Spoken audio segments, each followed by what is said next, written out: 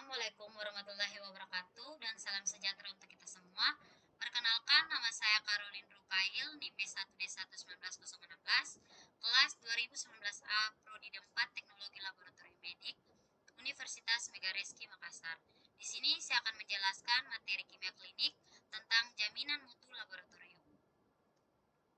Latar belakang yaitu mutu yaitu kemampuan suatu produk atau layanan yang sesuai standar untuk kepuasan pelanggan.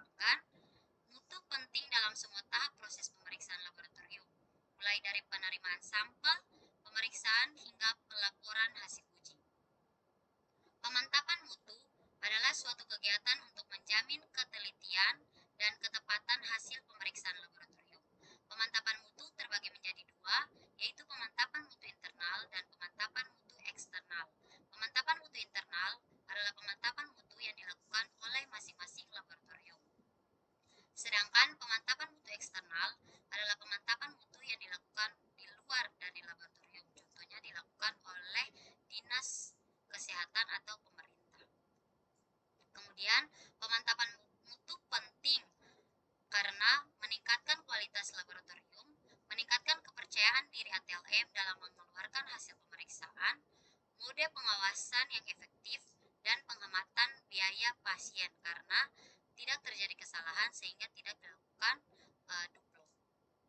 Kemudian pemantapan mutu internal atau PMI adalah kegiatan pencegahan dan pengawasan oleh masing-masing laboratorium, meliputi tahap pra-analitik, analitik, dan pasca-analitik. Tujuannya yaitu pemantapan dan penyempurnaan metode pemeriksaan, memastikan bahwa semua proses telah dilakukan dengan benar, meningkatkan kesiagaan tenaga, mendeteksi kesalahan, dan mengetahui sumber kesalahan tersebut. Dan yang terakhir, membantu perbaikan pelayanan melalui peningkatan mutu pemeriksaan. Kemudian pemantapan mutu internal terbagi menjadi tiga, yaitu pra-analitik, analitik, dan pasca-analitik. Yang pertama, pra-analitik, persiapan pasien. Sebelum dilakukan pengambilan spesimen, pasien sebaiknya disiapkan sesuai dengan forum permintaan. Apabila pasien melakukan pemeriksaan glukosa, trigliserida, asam urat, dan sebagainya, maka sebaiknya dipuasakan 8-12 jam. Kemudian pasien tidak boleh mengonsumsi obat-obatan karena dapat mengganggu hasil pemeriksaan. Yang kedua, pengambilan dan penampungan spesimen. Spesimen harus diambil sesuai dengan pemeriksaan. Contohnya apabila dilakukan pemeriksaan glukosa maka diambil sampel darah vena. Sedangkan apabila dilakukan pemeriksaan contohnya mikrofilaria maka diambil sampel darah arteri. Kemudian penampungan spesimen harus sesuai dengan jenis pemeriksaan yang diminta. Kemudian penanganan spesimen, pengiriman spesimen tidak boleh lebih dari jam yang telah ditentukan dan tidak boleh terkena cahaya matahari secara langsung. Kemudian pengolahan dan penyimpanan spesimen. Jadi spesimen itu yang diambil harus sesuai dengan pemeriksaan. Apabila dibutuhkan serum, maka darah yang diambil itu akan dimasukkan ke dalam tabung bertutup merah atau tabung yang tidak mempunyai antikoagulan. Sedangkan apabila menggunakan plasma, maka akan diletakkan pada tabung bertutup umum atau tabung yang mengandung EDTA. Kemudian analitik, pemeriksaan spesimen. Jadi pemeriksaan spesimen ini harus sesuai dengan pemeriksaan atau pada kit insert yang terdapat pada bahan. Jadi harus sesuai agar tidak terjadi kesalahan. Kemudian pemeliharaan dan kalibrasi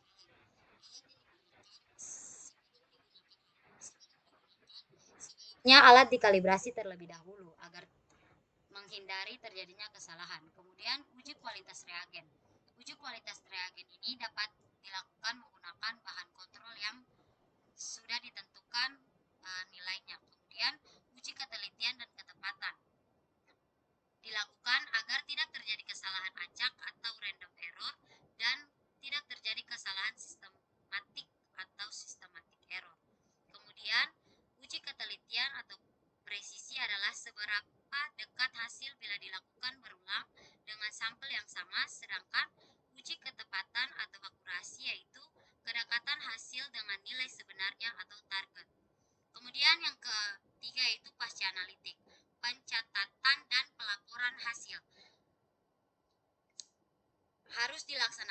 dengan teliti karena agar tidak hasil yang dikeluarkan itu tidak terjadi kesalahan. Hal-hal yang perlu diperhatikan pada saat pencatatan dan pelaporan hasil yaitu kesesuaian nama dari pasien, kemudian penulisan angka dan satuan yang digunakan, kemudian pencantuman nilai normal, dan penyiapan hasil. Selanjutnya, bahan kontrol. Bahan kontrol adalah bahan yang digunakan untuk memantau ketepatan suatu pemeriksaan di laboratorium atau untuk mengawasi kualitas hasil pemeriksaan sehari-hari. Persyaratan bahan kontrol yaitu harus memiliki komposisi yang sama atau mirip dengan spesimen. Yang kedua, komponen yang terkandung dalam bahan kontrol harus stabil. Bahan kontrol dinyatakan stabil apabila hasilnya kurang dari 0,3. Kemudian, aturan Westgrad atau Westgrad Rules, yaitu sejumlah ketentuan untuk menafsirkan data kontrol dapat mendeteksi kesalahan acak dan kesalahan kontrol. Berikut adalah aturan-aturan Westgrad. Yang pertama, 1 sampai 12S, yaitu satu kontrol di luar nilai min plus minus 2S, 2SD, yaitu jadi di luar dari nilai rata-rata atau berada di luar dari 2SD. SD itu adalah standar deviasi atau simpangan baku. Kemudian nilai ini merupakan ketentuan peringatan karena keluar dari 2SD. Dapat dilihat pada gambar, jadi hasilnya itu keluar daripada plus 2S. Kemudian yang kedua, 13S, yaitu satu kontrol di luar nilai min, di luar nilai min plus minus 3SD, yaitu merupakan ketentuan penolakan akibat dari kesalahan acak atau random error. Jadi keluar hasilnya itu keluar dari 3SD, yang berarti sudah terjadi penolakan. Seperti pada gambar yaitu minus 3S, yaitu keluar tetapi dapat juga terjadi pada plus 3S. Kemudian yang keempat, 2S, yaitu kontrol berturut-turut di luar nilai min plus minus 2S. Merupakan ketentuan penolakan karena terjadi kesalahan sistematik. Jadi dapat dilihat pada gambar yang pertama yaitu hasil berturut-turut 2S, dan yang pada gambar kedua yaitu hasil di luar minus 2S, yaitu sebanyak 2 buah.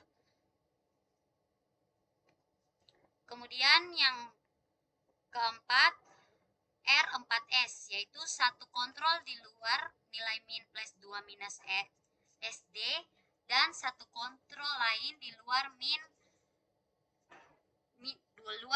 minus 2 SD, atau dua kontrol berturut-turut plus 2 SD kemudian min 2 SD, yang merupakan ketentuan penolakan karena kesalahan acak atau random error. Selanjutnya 41S, artinya empat kontrol berturut-turut di luar min plus minus 1 SD, seperti pada gambar yang pertama yaitu 4 kontrol berturut-turut di luar minus 1S, dan pada gambar yang kedua across, yaitu dua yang berbeda tetapi ada sebanyak 2 bersama-sama berada di luar plus 1S, jadi terdapat 4 buah, yang merupakan ketentuan penolakan yang disebabkan karena kesalahan acak dan sistematik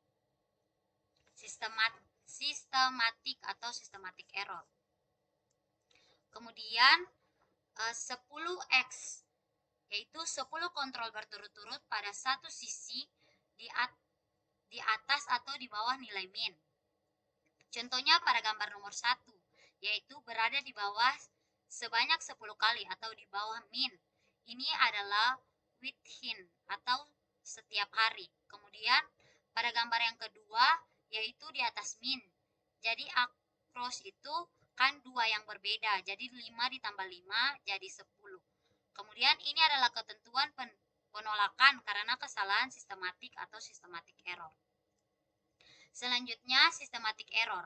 Systematic error menunjukkan tingkat ketepatan atau akurasi menjurus ke satu arah sehingga hasil pemeriksaan selalu lebih besar atau lebih kecil dari seharusnya.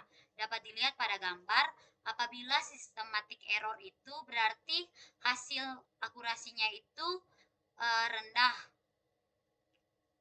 Kemudian apabila random error itu hasil akurasinya itu tinggi tetapi hasil presisinya itu rendah, systematic error adalah kesalahan yang mempengaruhi seluruh hasil pengukuran, seperti kesalahan alat yang digunakan, contohnya menggunakan timbangan yang tidak terkalibrasi untuk mengukur berat benda. Sekian dan terima kasih. Apabila ada kesalahan atau kesalahan, saya mohon maaf. Wassalamualaikum warahmatullahi wabarakatuh.